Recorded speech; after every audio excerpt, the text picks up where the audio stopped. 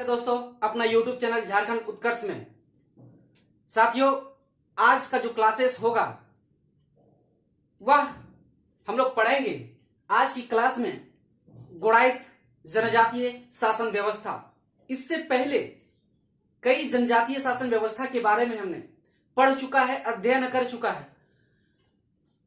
आज के बारे में आज हम लोग समझेंगे कि गुणायत जनजातीय शासन व्यवस्था की क्या प्रक्रिया थी, झारखंड के किन किन क्षेत्रों में पाया जाता है और उनकी सामाजिक स्ट्रक्चर क्या था, सामाजिक जीने का एक स्ट्रक्चर क्या था, शैली क्या था, उनका कुछ क्या उनके हमारे यहाँ मतलब अर्थात गुणायत जनजाति के शासन पद्धति में क्या कोई वैसा संगठन कार्य कर रहा था जो पूरे उस गुणायत जनजाति समूह के लोगों को नियंत्रण कर रहा था। इन तमाम बातों का इसमें हम लोग जानकारी हासिल करेंगे। आज हम लोग देखेंगे गुणायत जनजाति शासन व्यवस्था। आज हम लोग देखेंगे गुणायत जनजाति शासन व्यवस्था। आप लोग नोट्स बनाते चले साथ साथ, ये बहुत ही जरूरी है आप लोगों के लिए, इसलिए कि नोट्स ही आपके एग्जामिनेशन में काम आने वाला है और आपको जिंदगी भी बदलने वाली है आपका नोट्स। अब मानते हैं कि इस गुणायत जनजाति शासन व्यवस्था अगर देखा जाए तो वर्तमान समय में अगर देखें तो बिहार और झारखंड में यह जनजाति पाई जाती है। प्रमुख जनजाति बिहार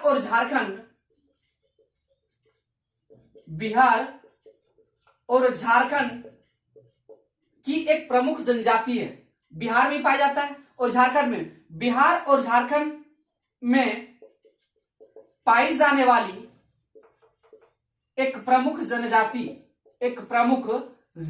है जनजाति। तो आप देख पा रहे हैं कि ये जो गुणायत जो जनजाति है वो आपका मिलेगा बिहार के क्षेत्रों में मिलेगा और साथ साथ झारखंड के कुछ क्षेत्रों में पाई जाती है। ये दो राज्य, क्योंकि बिहार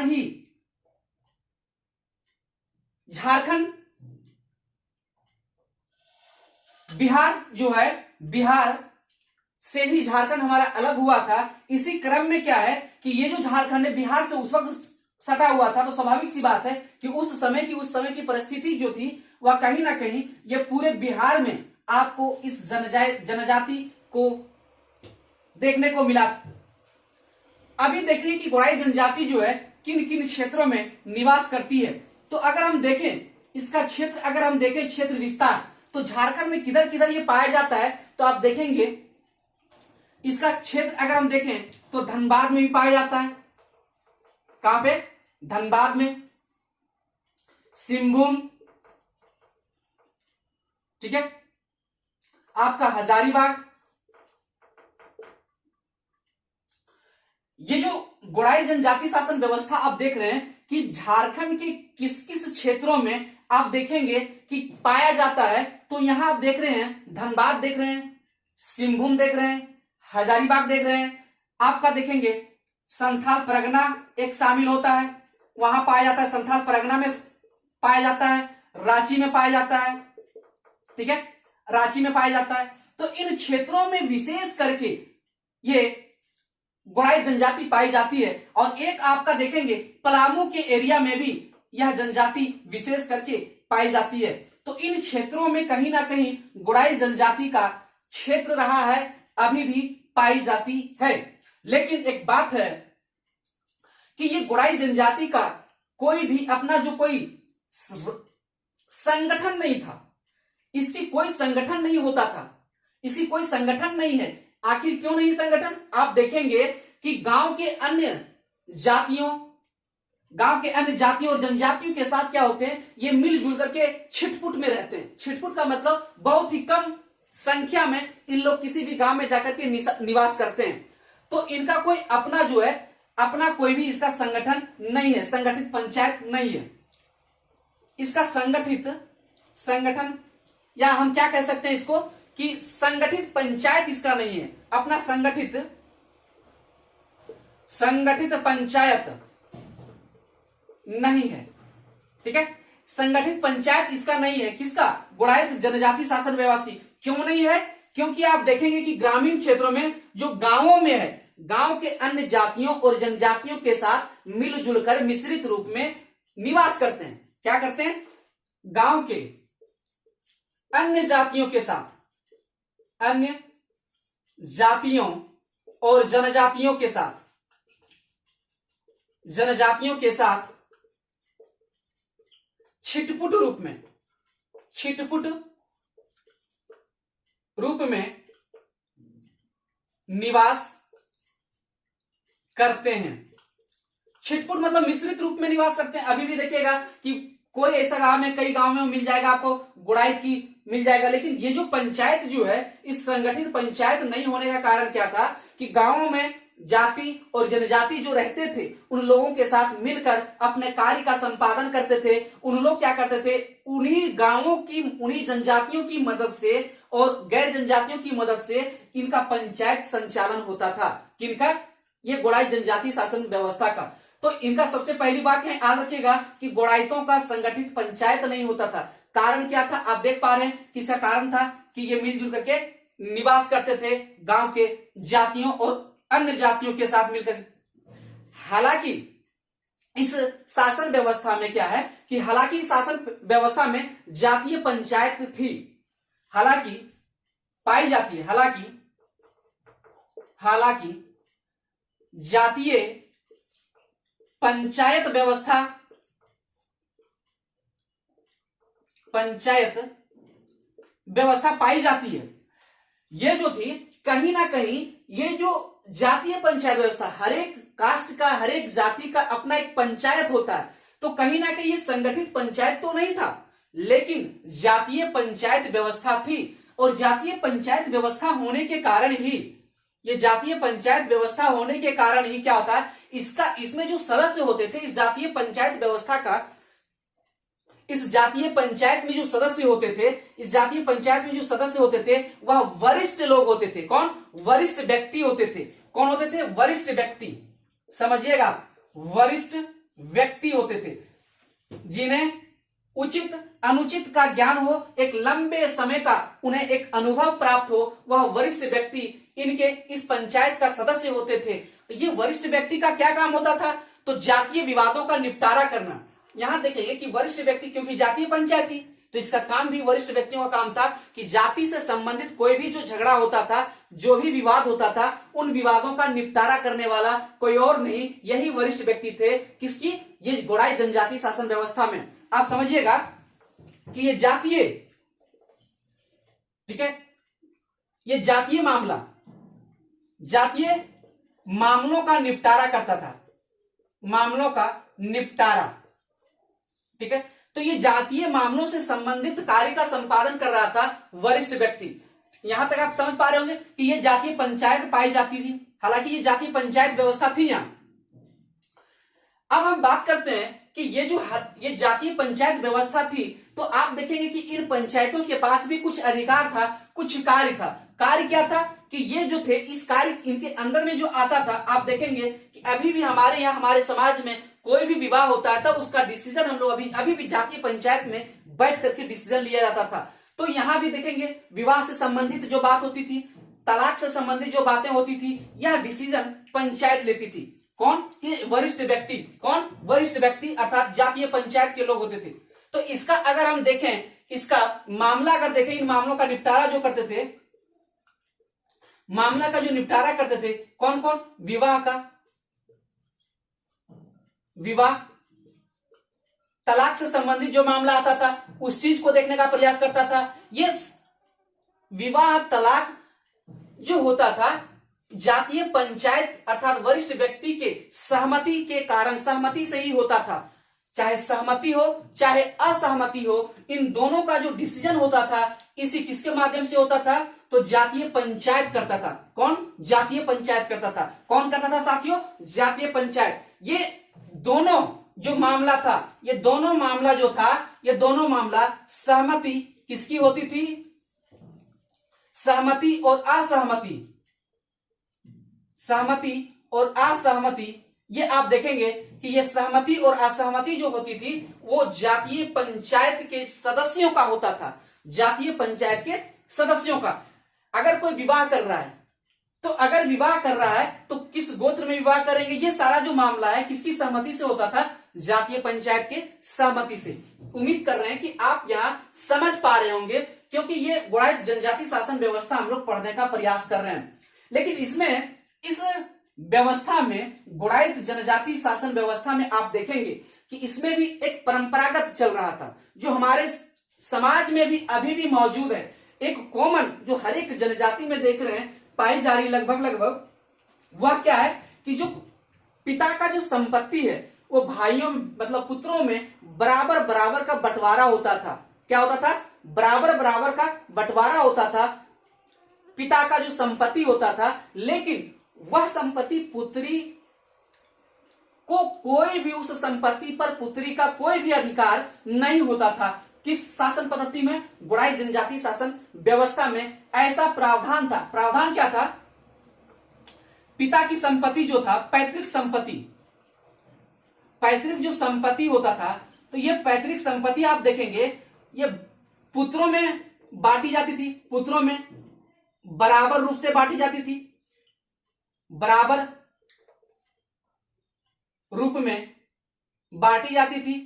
या पुत्रों, पैतृक संपत्ति में पुत्रों का अधिकार था, ये लिख दे रहे हैं, पुत्रों का अधिकार था।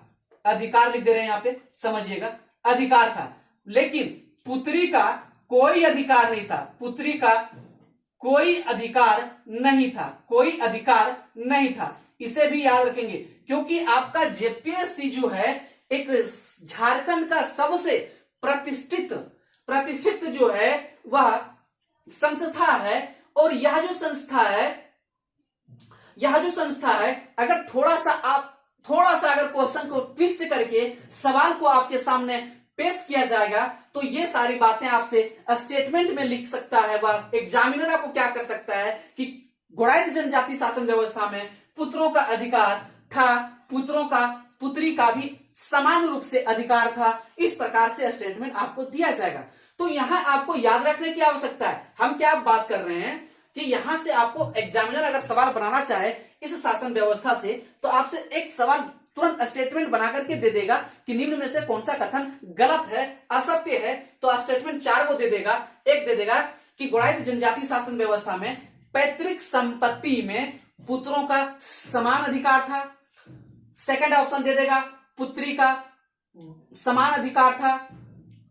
तीसरा ऑप्शन में दे देगा कि केवल पुत्रों का अधिकार था, पुत्री का अधिकार नहीं था। इस प्रकार से आपका स्टेटमेंट दे सकता है आपका एग्जामिनर। तो इस प्रकार से आप समझेंगे तो आपका एक कॉन्सेप्ट बन पाएगा। क्योंकि आप YouTube में ये झारखंड आप देखेंगे कि जो जीएस पेपर 2 जो झारखंड संबंधित जेपीएससी पीटी के लिए जो बताया जा रहा है वो YouTube के इतिहास में ऐसा कंटेंट जो आपको दिया जा रहा है अकॉर्डिंग टू सिलेबस और एकदम अकॉर्डिंग टू जो है पीटी एग्जामिनेशंस के लिए जो आपको बताया जा रहा है ये एनएफ है मेरे दोस्त। ऐसा अगर आप इस कंटेंट को अपने मस्तिष्क में, दिलो दिमाग में अगर बैठा लेते हैं तो आपका एक भी सवाल इस शासन व्यवस्था से गलत नहीं होगा। ये मेरा राय है आपको कि आप जरूर आप इस व्यवस्था को जो जिस प्रकार से हम नोट्स बनाते चले जा रहे हैं उसी प्रकार से आप बनाते जाएं कॉपी में और लिखते जाएं। जहां तक हो सके आप कलरफुल पेन से ही यूज कीजिए ताकि आपको पढ़ने में, रिवीजन करने में अट्रैक्टिव लगे, ताकि आपको पढ़ने का भी मन करे। इसलिए आप जितना भी हो कलरफुल नोट्स बनाएं, बेहतर लगेगा, बहुत ही मजा आएगा आपको रिवीजन करने के दौरान मेरे साथियों। और जब हम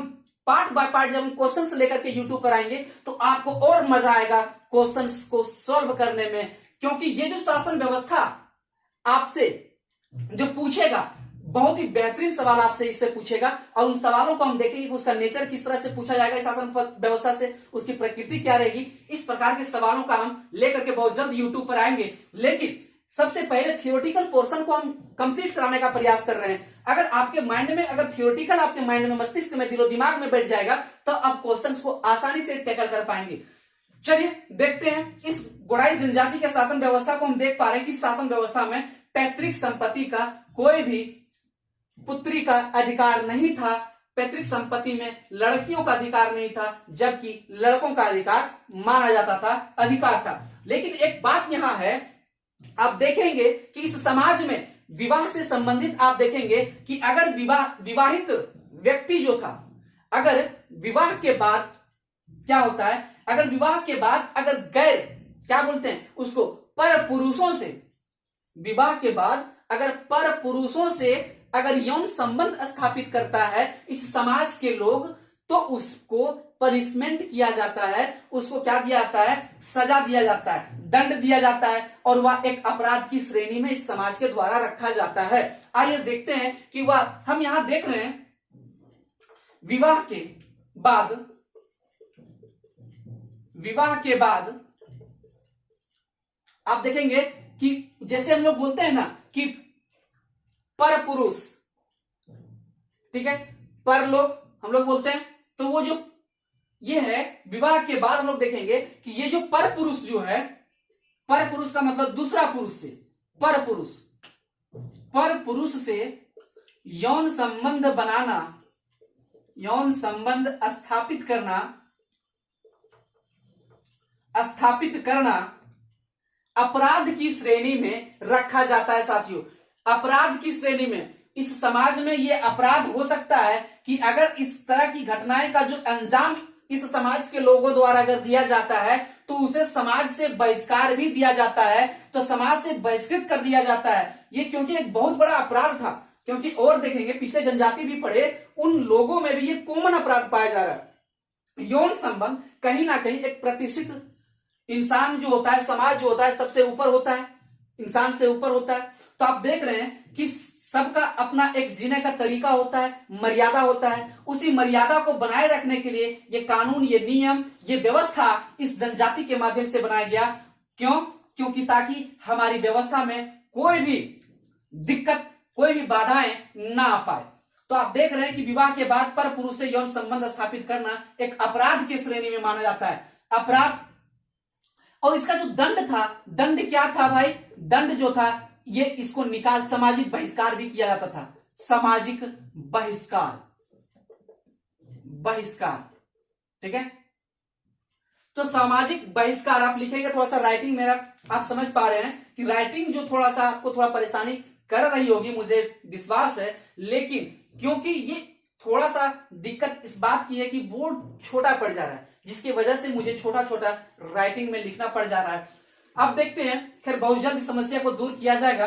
लेकिन यह दंड का प्रावधान क्या था कि अगर इसको ये अपराध की श्रेणी में घोषित करके दंडित क्या किया था साथियों? सामाजिक बहिष्कार किया जाता था। अब हम बात करते हैं कि जब ये विवाह करने के बाद क्या होता है। आप देखेंगे कि इन लोगों में भी देवताएं, क्योंकि हर एक समाज अपना एक देवता को भी मानता है, तो इन लोगों ने भी अपना देवता को, प्रमुख देवता इनका कौन कौन था, उन तमाम बातों का हम जिक्र करते हैं। तो इनका प्रमुख देवता अगर देखें, प्रमुख इनका देवता देखें, तो प्रमुख देवता अगर हम देखें मेरे दोस्त, तो प्रमुख देवता इसका हम देखें तो इसका प्रमुख देवता में एक बहुत ही जबरदस्त तरीका जो था, एक देवता था नागदेव। क्या था? नागदेव। आज भी हम लोग नाग पूजा करते हैं, नाग पंचमी देखते हैं कि नहीं? नागदेव, ठीक है। ये गुड़ाइत का एक जो प्रमुख देवता था, उस देवता का नाम था नागदेव। एक था बूढ़ा देव, इसको याद रखिएगा, बूढ़ा देव। एक था वन देवी। क्या था? वन देवी। इसे भी याद रखने की आवश्यकता है आपको, क्योंकि प्रमुख देवता के रूप में आप देखेंगे कि प्रमुख देवता में आपका नागदेव, बूढ़ा देव, वन देवी। तो ये जो गुड़ाइत जनजातियों का अपना एक आस्था था, अपना एक संस्कृति थी, जो मानता था, लोगों का विश्वास था ईश्वर के प्रति। तो इन लोग देख रहे हैं कि साक्ष्य प्रमाण भी हमें मिल रहा है कि कहीं ना कहीं ये नाग देव को भी पूजा करते थे। तो इनका एक देवता भी इस समाज में था। लेकिन जो एक बात है, हम लोग यहां देख रहे हैं कि यह जो समस्या है, यह जो गुड़ाइत जनजाति है, तो अगर देखें तो प्रमुख जनजाति आप देखें, यह गुड़ाइत जनजाति जो था बिहार, झारखंड में पाई जाने वाली जनजाति थी। यह जनजाति आप देखें तो एक तरह से अगर हम देखें यह जनजाति प्रोटो ऑस्ट्रोलाइड समूह से संबंधित रखते हैं। एक तो बात ये प्रोटो ऑस्ट्रोलाइड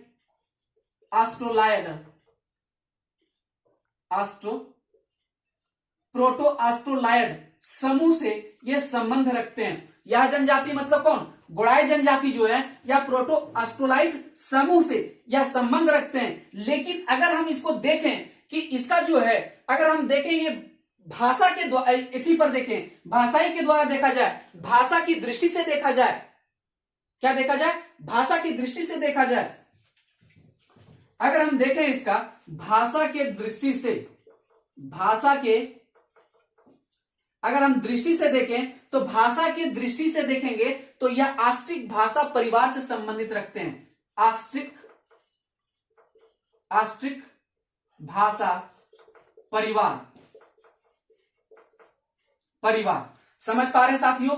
क्योंकि यह जो गोड़ाइत है यह प्रमुख जनजाति तो झारखंड और बिहार की तो है, लेकिन यह जनजाति किस समूह से संबंधित रखती है, प्रोटो ऑस्ट्रोलाइड समूह से। और अगर भाषा की दृष्टि से देखा जाए तो यह आस्ट्रिक भाषा परिवार से संबंध रखती है। यह जनजाति यह जनजाति एकदम बिल्कुल आप देखेंगे कि आस्ट्रिक भाषा परिवार से संबंध रखती है। अब हम बात करेंगे इसका जो अगला जो शासन पद्धति है, देख रहे हैं कि इस प्रकार से यहां हम देखें कि भाषा की दृष्टि से आस्ट्रिक भाषा परिवार से संबंधित है। और यह जो प्रमुख देवता नागदेव, बूढ़ादेव, वन देवी की जो आराधना की जाती थी, जो पूजा की जाती थी, वह शांति व्यवस्था कायम करने के लिए यह पूजा की जाती थी। किसके माध्यम से, तो इस गोड़ाई जनजाति के माध्यम से। अब हम अगला जनजाति की ओर अगला जनजाति की ओर देखने का बात करेंगे, प्रयास करेंगे कि अगला जनजाति, अब हम लोग देखेंगे नेक्स्ट, यह जो जनजाति जितने भी हम पढ़ रहे हैं सारे के सारे जातीय शासन व्यवस्था के बारे में हम पढ़ने का प्रयास कर रहे हैं। अब देखेंगे अगला कंवर जनजाति शासन व्यवस्था। कंवर जनजाति शासन व्यवस्था, अब कंवर जनजाति शासन व्यवस्था के बारे में लोग समझेंगे कि इससे क्या क्या सवाल बन सकता है आपके एग्जामिनेशन पेपर में, क्या क्या आपका एग्जाम पेपर में कौन कौन सा सवाल आ सकता है। ठीक है, इसे आप देख पा रहे हैं। चलिए अब हम अगला बात करेंगे, कंवर जनजाति शासन व्यवस्था। कंवर जनजाति शासन व्यवस्था, कंवर जनजाति शासन, कंवर जनजाति शासन व्यवस्था। ठीक है, इस कंवर जनजाति शासन व्यवस्था को पढ़ने का प्रयास करेंगे। साथियों, यह जो कंवर जनजाति है यह जो संबंध रखती है प्रोटो ऑस्ट्रोलाइड समूह से भी, यह भी संबंध रखती है। यह जो संबंध रखती है यह प्रोटो ऑस्ट्रोलाइड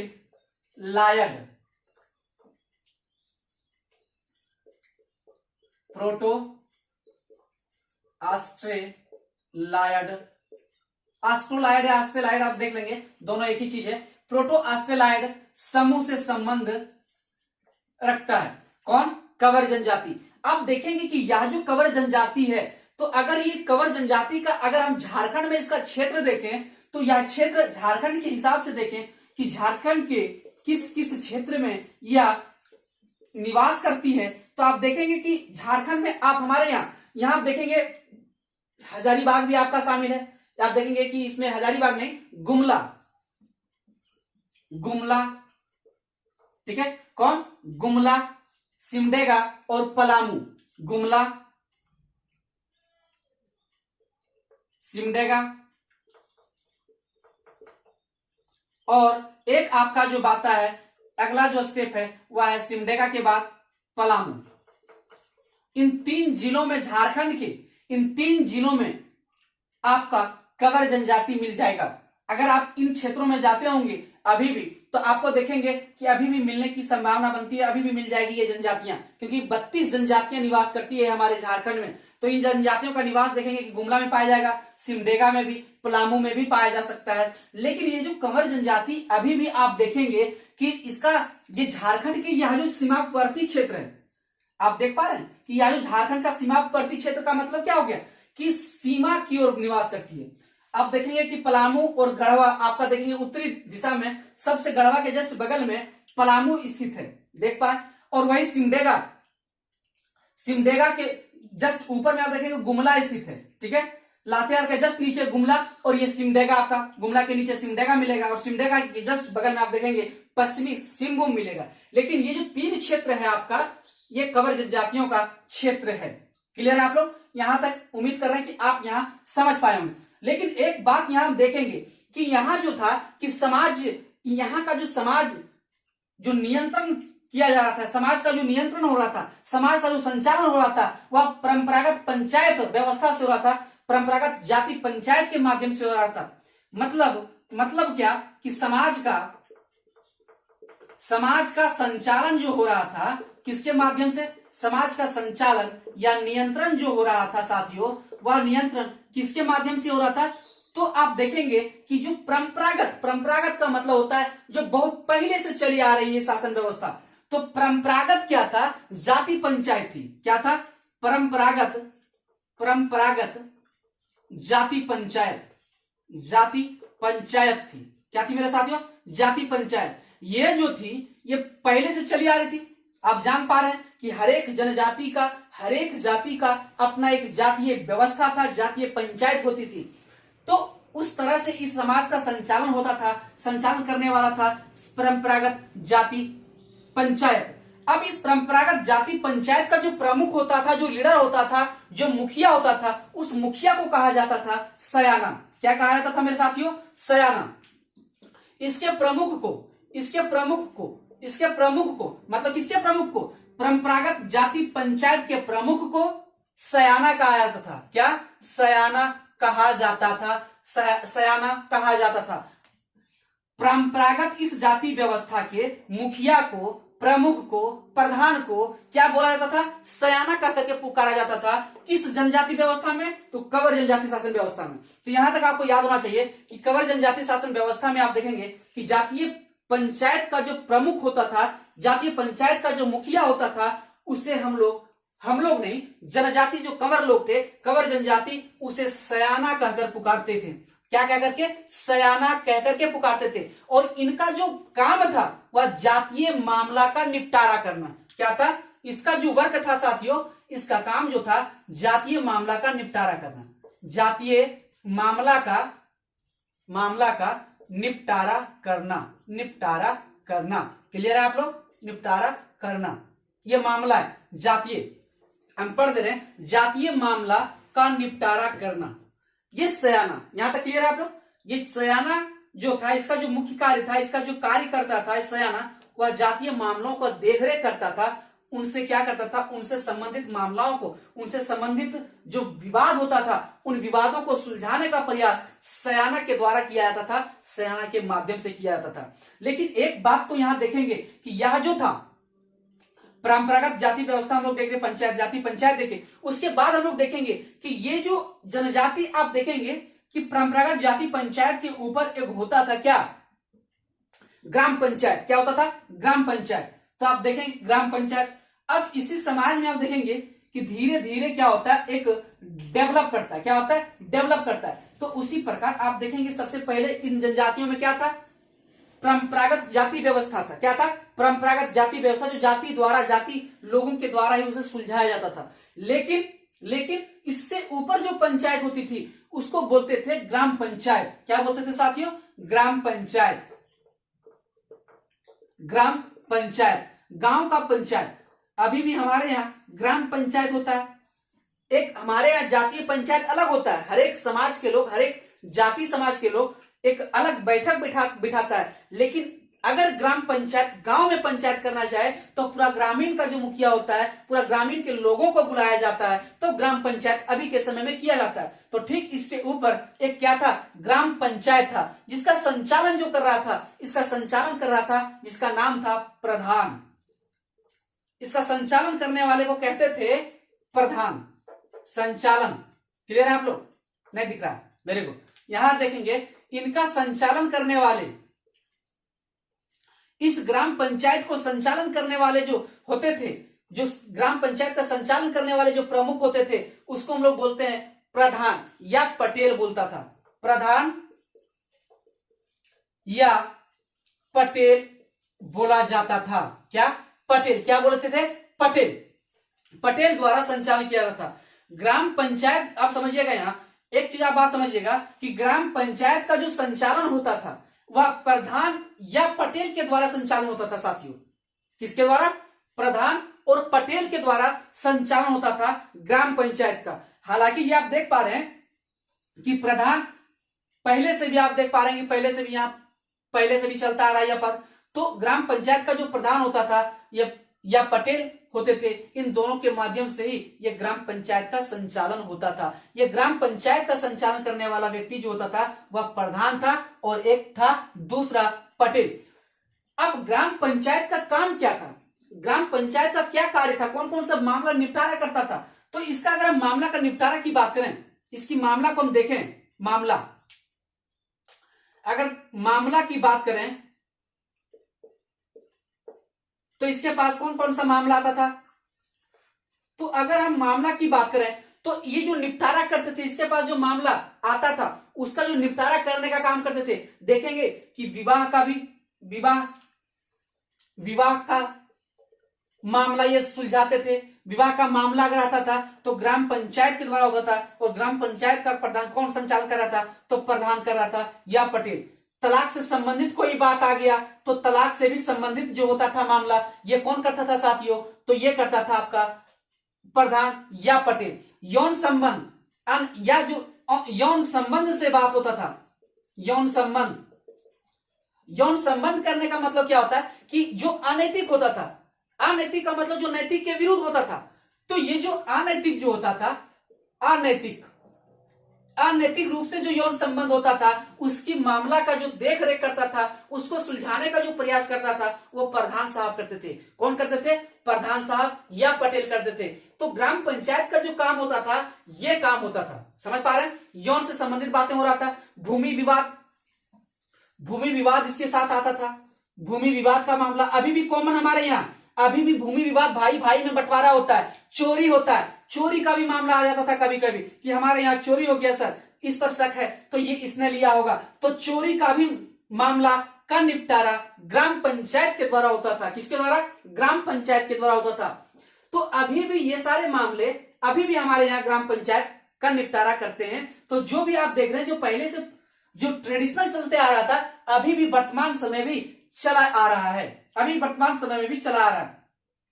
लेकिन यहां आप देखेंगे कि ये जो कंवर जनजाति है साथियों, एक बात हम यहां बताना चाहूंगा कि यह जो कंवर जनजाति है, इस कंवर जनजाति को आप देखेंगे कि 2003 में 8 जनवरी 2003 में 31वें जनजाति के रूप में भारत सरकार ने इसे मान्यता प्रदान किया था।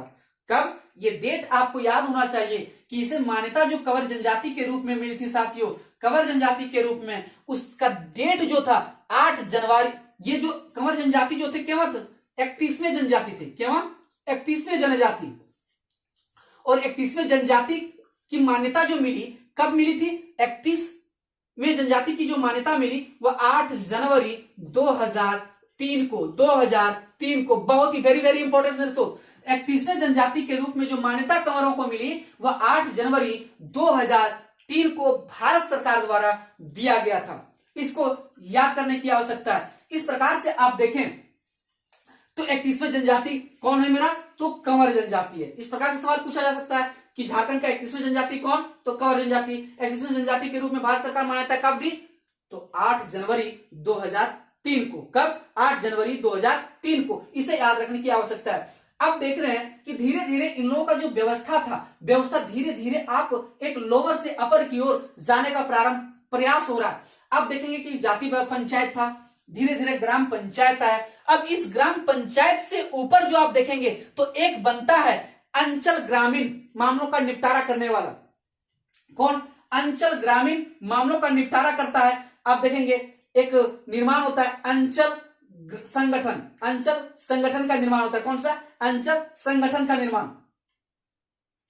ग्राम पंचायत के ऊपर आप देखेंगे एक संगठन का निर्माण होता है अंचल संगठन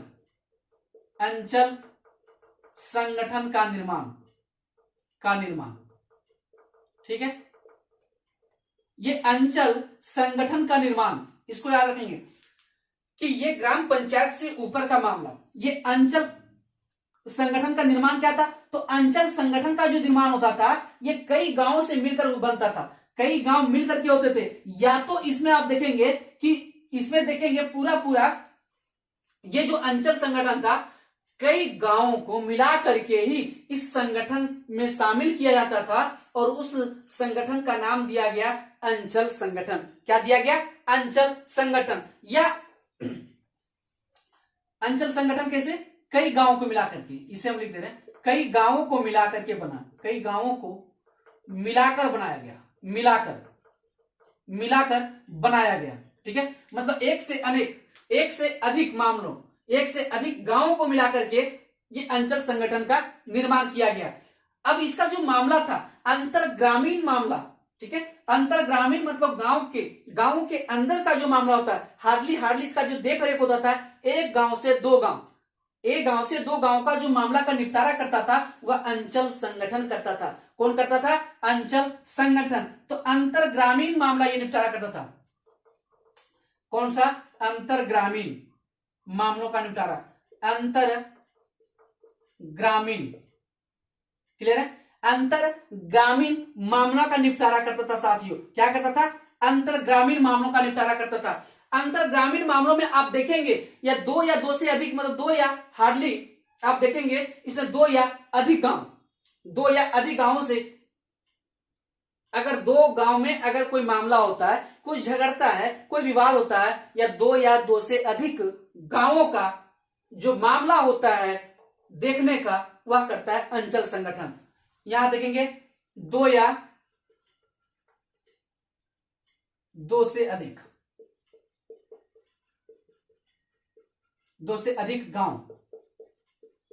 गांवों का मामला अंतर ग्रामीण मामला। या आप देखेंगे कि अंतर ग्रामीण मामला देखता था कौन, अंचल संगठन। यहां तक क्लियर है। तो अंचल संगठन आप देखें कि इस प्रकार से आप देखेंगे कि अंचल संगठन का निर्माण होता है। अब अंचल संगठन से एक बड़ा संगठन बनाया गया। एक बड़ा संगठन क्या बनाया गया, केंद्रीय संगठन। अब केंद्रीय संगठन का क्या काम होता है कि पूरा क्षेत्र को मिलाकर के केंद्रीय संगठन बना दिया गया।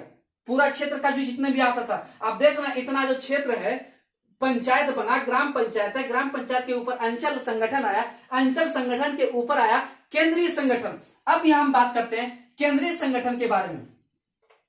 इससे ऊपर जो संगठन बनाया उसको बोले, उसका नाम रखा इन्होंने केंद्रीय संगठन। क्या नाम रखा, केंद्रीय संगठन।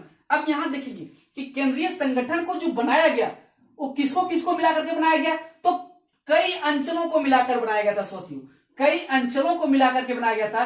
तो यह जो केंद्रीय संगठन बना था तो कई अंचलों को मिलाकर बनाया गया था, कई अंचलों को मिलाकर, कई अंचलों मिलकर के बनाया था, कई अंचलों को मिलाकर केंद्रीय संगठन का निर्माण होता है। कई अंचलों को मिलाकर केंद्रीय संगठन का निर्माण होता है। इसका मतलब यह हुआ कि समूचे पूरा गांव इसके अंदर आ गया, सभी गांवों को मिलाकर के केंद्रीय संगठन का निर्माण कर दिया। क्या, केंद्रीय संगठन का निर्माण कर दिया। अब ये जो केंद्रीय संगठन का जो कार्य था, केंद्रीय संगठन का अगर हम कार्य देखें, अगर इस केंद्रीय संगठन का अगर हम कार्य देखें तो इसका जो कार्य था वह पूरे जो पंचायत की जो विरुद्ध फैसला आता था। अगर आप जानते हैं कि नहीं, जैसे हम लोग समझते हैं कि यह जो फैसला आप देखेंगे उससे ऊपर हमारे यहाँ पहले होता है क्या, डिस्ट्रिक्ट कोर्ट भी होता है। अगर बढ़िया से मामला जातीय पंचायत में मामला क्या होता है, नहीं कोई मामला निपटाया जाता है तो उसके बाद हम लोग जाते हैं ग्राम पंचायत कराते हैं। अगर ग्राम पंचायत से नहीं होता है तो मामला हम लोग देखते हैं कि यह जो हम लोग करते हैं, क्या करते हैं, डिस्ट्रिक्ट कोर्ट में जाते हैं, कोर्ट में चले जाता है मामला। अब डिस्ट्रिक्ट कोर्ट से जाने के बाद क्या होता है, अगर डिस्ट्रिक्ट कोर्ट भी आपको न्याय नहीं दे पाती है तो उसके बाद क्या होता है, डिस्ट्रिक्ट कोर्ट के बाद हम लोग चले जाते हैं स्टेट का जो कोर्ट होता है, स्टेट का जो कोर्ट होता है उसको बोलते हैं हाई कोर्ट। तो हम लोग कहां चले जाते हैं, हाई कोर्ट चले जाते हैं। तो आप देख रहे हैं क्रमबद्ध रूप से सीढ़ी बाय सीढ़ी ऊपर चला जा रहा है। ये संगठन न्याय देने का एक जो है, एक फैसला करने का एक सीढ़ी बाय सीढ़ी आपका व्यवस्था किया गया। अगर हाईकोर्ट भी नहीं दे पा रही है कुछ मामलों का, अगर कोई भी मामला का निपटारा, अगर हाईकोर्ट भी कुछ मामलों का निपटारा नहीं कर पा रही है, तो वैसी परिस्थिति में हम लोग कहां चले जाते हैं? दिल्ली चले जाते हैं, जहां सुप्रीम कोर्ट, समझ पा रहे हैं, सुप्रीम कोर्ट चला जाता है और सुप्रीम कोर्ट सर्वोसर्वा होता है। ठीक आप देख पा रहे हैं कि केंद्रीय संगठन भी यहां जो हो गया सबसे ऊपर हो गया। क्या हो गया? सबसे ऊपर हो गया साथियों।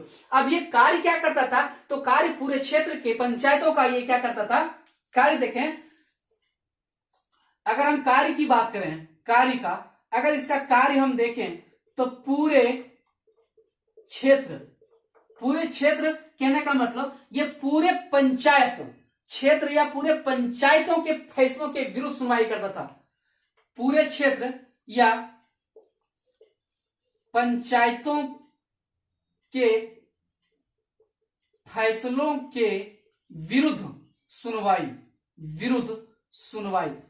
विरुद्ध सुनवाई का मतलब यह लिखिएगा, समझिएगा कि पूरे क्षेत्र पंचायतों के फैसलों के विरुद्ध सुनवाई करता था। कहना का मतलब अगर ये ग्राम पंचायत अगर गलत डिसीजन भी दे देती है, ग्राम पंचायत कुछ डिसीजन देती है कि आप गलत किए हैं, जबकि वह गलत व्यक्ति नहीं है, वह सही है, तो ऐसी परिस्थिति में वह व्यक्ति चला जाता है अंचल कोर्ट, अंचल में अंचल संगठन तक चल जाता है, अंचल संगठन में उसे भी न्याय नहीं मिल पाता है, तो ऐसी परिस्थिति में वह केंद्रीय संगठन का सहारा लेता है। और केंद्रीय संगठन क्या करता है कि इन पंचायतों द्वारा जो दिया गया फैसला था, इन पंचायतों द्वारा जो दिया गया फैसला था, उन फैसलों को बदलने की ताकत जो थी, उन फैसलों को खत्म करने की जो ताकत थी, वह केंद्रीय संगठन के पास था। केंद्रीय संगठन मतलब ये व्यवस्था आपका कंवर जनजाति शासन व्यवस्था में मिलेगा। समझ पा रहे हैं? तो ये आप समझ गए होंगे। इतना कहने का मेरा मतलब था, ये इन लोगों का सबसे ऊपरी व्यवस्था थी, ऊपरी संगठन थी। अब हम यहां देखेंगे कि इस कंवर जनजाति में जो ये इतनी व्यवस्था हो ही गई, तो आप देखेंगे कि ये इतनी व्यवस्था करने के बाद और हर एक समाज के लोग ये चाहता है कि हमारा समाज उन्नत करे, विकसित करे, विकास के प्रगति पर आगे बढ़ता चला जाए, तो ये हर समाज चाहता है। तो इसी उद्देश्य के साथ अपनी समाज की उन्नति के लिए, समाज की उन्नति के लिए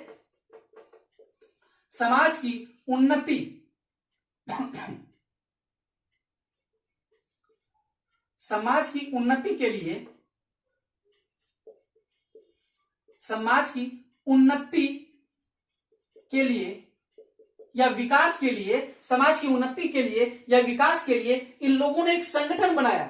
उस संगठन का नाम रखा गया कंवर संगठन। क्या नाम रखा गया? कंवर संगठन। क्यों रखा भाई? तो एक संगठन के माध्यम से ही सरकार तक अपनी बातों को पहुंचाया जा सकता था। इसलिए इन लोगों में एक महसूस होगी कि हम लोगों का जो समाज है, विकास तभी होगा जब एक संगठन का निर्माण किया जाएगा, जब हमारी बात संगठन के माध्यम से सरकार तक पहुंचाई जाएगा, तब हमारा समाज एक प्रगतिशील समाज बनेगा, एक उन्नत समाज बनेगा और विकास के पथ पर अग्रसर बढ़ता चले जाएगा।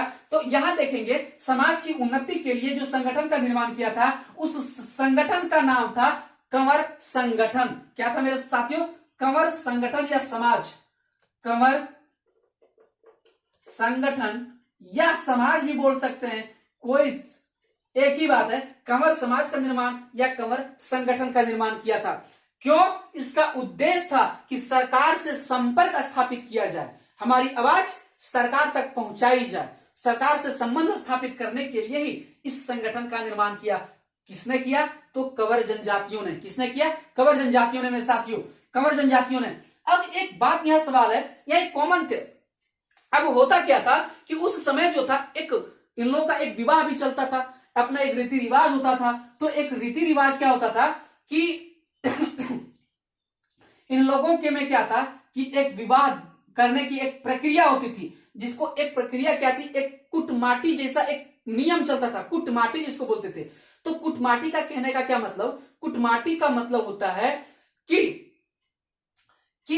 किसी कन्या से विवाह करने के लिए आप कन्या के घर में जाकर के आप दहेज दीजिए और दहेज देने के बाद उस कन्या को अपने घर वापस लेकर के आए। इस स्थिति को, इस घटना को ही उसको बोला जाता है कुटमाटी। क्या बोला जाता है? कुटमाटी। तो इसका मतलब यह हुआ कि कन्या मूल्य प्रदत्त विवाह होता था, कन्या मूल्य प्रदत्त विवाह होता था। इस समाज में एक विवाह होता था कन्या मूल्य प्रदत्त विवाह, कन्या मूल्य प्रदत्त विवाह होता था। प्रदत्त विवाह, कन्या मूल्य प्रदत्त जो विवाह होता था उसी को बोलते हैं कुटमाटी। क्या बोलते हैं इसको? इसी को बोलते हैं साथियों कुटमाटी। यहां लिख दे रहे हैं कुटमाटी, इसको याद रखिएगा कुटमाटी। ये टर्मिनोलॉजी है, इस टर्मिनोलॉजी को आपको मस्तिष्क में बैठाना है। आपका एग्जामिनर यहीं से पूछ देगा कि कुटमाटी क्या था, तो आपको ऑप्शन देगा, आपको स्टेटमेंट में लिख देगा कि कुटमाटी क्या था, तो कन्या मूल्य प्रदत्त विवाह की प्रथा थी। इस प्रकार से आपसे इस प्रकार से सवाल पूछा जाएगा, तो कुटमाटी को भी ध्यान रखने की आवश्यकता है। तो इस कन्या मूल्य प्रदत्त विवाह का मतलब होता है कि कन्या के घर में जाकर के दहेज दे करके कन्या को वापस लेकर के अपना घर आइए। ठीक है, इस विवाह को, कन्या मूल्य प्रदत्त विवाह को उस समाज में जिस नाम से पुकारता था, उस समाज में जिस नाम से पुकारा जाता था उसको बोलते थे कुटमाटी। क्या बोलते थे साथियों? कुटमाटी। तो इस प्रकार से हम देख पा रहे हैं, एक यहां हम देखेंगे कि इन लोगों की एक अपनी भाषा भी थी। भाषा, हर एक जनजाति की अपनी भाषा है, तो इन लोगों की भी एक भाषा थी। उस भाषा का नाम है कावरासी। क्या नाम है? कावरासी। तो यहां हम देखेंगे, यहां लिख दे रहे हैं भाषा। तो इन जनजातियों की जो भाषा थी, उन जनजातियों की जो भाषा है क्या है साथियों? कावरासी। क्या है? कावरासी। क्या? कावरासी। तो इस कंवर जनजाति की जो भाषा है वह भाषा क्या है? कावरासी। ये सादरी भाषा के समान ही है, या कावरासी जो है सादरी भाषा के एकदम मिलता जुलता है। तो सादरी भाषा के ही ये मिलता जुलता भाषा है, तो भाषा इन लोगों का कावरासी था। एक बात हम देखेंगे कि इस कंवर जनजाति में लड़कों का नाम, लड़कों को अलग नाम से पुकारा जाता था, लड़कियों को अलग नाम से पुकारा जाता था, पुरुषों को अलग नाम से पुकारा जाता था, महिलाओं को अलग नाम से पुकारा जाता था। आखिर ये जो जनजाति में जो व्यवस्थाएं थी पुरुषों को अलग नाम से पुकारने की, आप देखेंगे कि किस किस नाम से पुकारते थे। तो यहाँ जो इसी में हम लिखते रहे साथ, इसी में हम लिखते रहे दोस्तों, इसी में हम यहाँ लाइन खींच के, ये आपका कंवर शासन व्यवस्था है। तो यहाँ हम देखेंगे कि यहाँ हम देखेंगे, क्या देखेंगे कि लड़का लोगों का जो पुकारने का नाम पुकारने की प्रक्रिया जो आप यहां देखेंगे क्या कि लड़का का अलग नाम, लड़की के लिए अलग नाम का इस्तेमाल, लड़की को अलग नाम से पुकारा जाता था, पुरुष के लिए अलग नाम से पुकारा जाता था, और महिला के लिए अर्थात स्त्री के लिए महिला के स्त्री, जिसको हम स्त्री जो बोलते हैं, ठीक है, स्त्री बोलते हैं महिला को।